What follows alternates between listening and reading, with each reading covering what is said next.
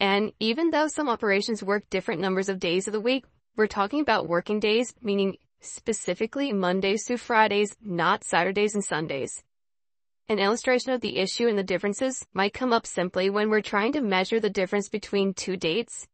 And notice this initial set of dates here is being repeated in the next two rows.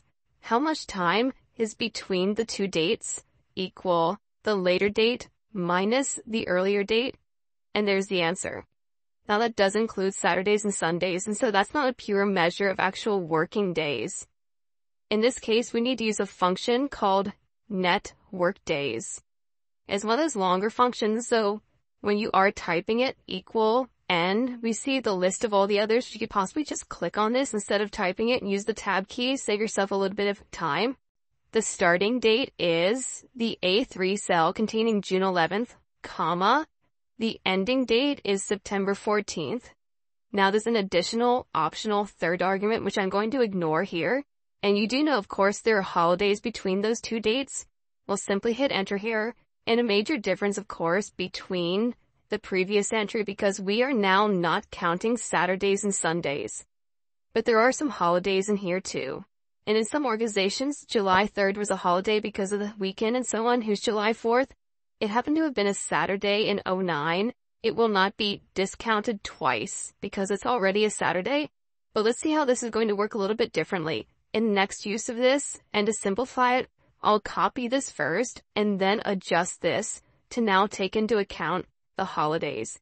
Although I could highlight just the cells in question, why not just highlight all these? This might make it simpler to copy. If we are going to be copying this too, we do want to make this be an absolute reference, so highlight then hit F4. So in this case now, instead of 68 days, it's 66 days. And the difference is this time around, not only did it not copy or include Fridays and Saturdays as in the previous case, but in this case here, it also did not include these dates here. And again, because one of those was already a weekend, we didn't get a double count on it. And so tabulating into the future, and we've got our list of holidays. That list could go across many years if you wanted to.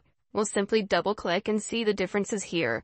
Now in one of these I made a mistake on the entry, so we'll simply adjust this here, or make the one over here be, for example, and it could just be the first. That's a short entry for sure, but we see what's happening there, just 9 days. So you can see how this plays out.